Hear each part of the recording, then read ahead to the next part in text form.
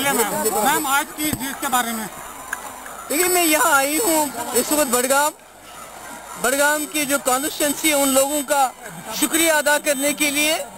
उन्होंने एक तरफ से सरकार उनके 50 MLA उनको दरकिनार करके PDP को एतमाद दिया, आगा मुंतजिर साहब को एतमाद दिया, हम पे भरोसा किया। और मैं अल्लाह ताला से दुआ करती हूँ कि वो अल्लाह ताला ने हिम्मत दे, हौसला दे।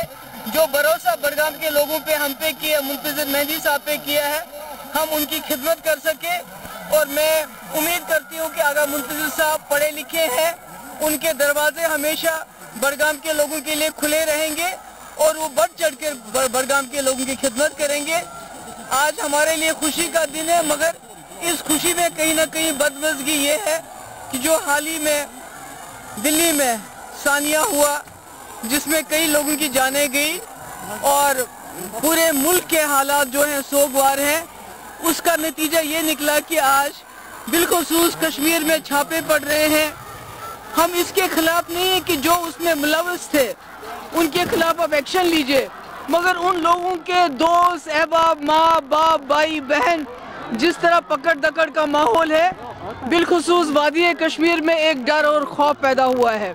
तो मैं उम्मीद करती हूँ कि अमित शाह साहब ने ये कहा था कि कानून अपनी कार्रवाई करेगा और सख्त कार्रवाई करेगा। हम भी चाहते हैं सख्त कार्रवाई हो, पर कानून के मुताबिक हो। किसी को घर को जहाँ उसके बूढ़े माँ बाप रहते हैं, जिनका इस हादसे के साथ कोई लेन देन नहीं है, उसको उड़ा देना, दोस्तों को गिरफ्तार करना, उनकी पकड़ दकड़ करना, रिश्तेदारों को पकड़ दकड़ करना, मैं समझती हूँ ये कानून के खिलाफ है, ये नहीं होना चाहिए। Thank you so much.